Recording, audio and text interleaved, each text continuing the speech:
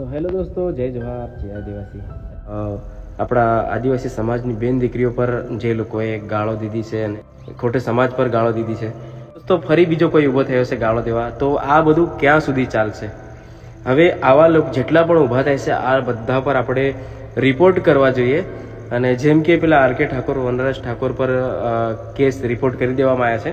આપણે કાયદેસર કાર્યવાહી કરશું, જેનાથી વિવાદ ઓછા થાય અને આવા બીજી વાર આપણા સમાજ માટે બોલવા માટે કોઈ ઊભા ના થાય. આપણે સમાજના જે મોટા મોટા કાર્યકર્તાઓ છે, કે જેમ કે ચૈતરભાઈ વસાવા, આવા મોટા મોટા લોકોએ પણ એક્શન લીધી છે. તો આપણે એ બધાનું માન રાખી અને હવે ગાળાગાળી નહીં કરીએ. આ બધું કાયદેસર કાર્યવાહી થશે અને જેવી રીતે હવે કાયદેસર કાર્યવાહી થઈ છે તો રિઝલ્ટ પણ આપણને મળી જશે.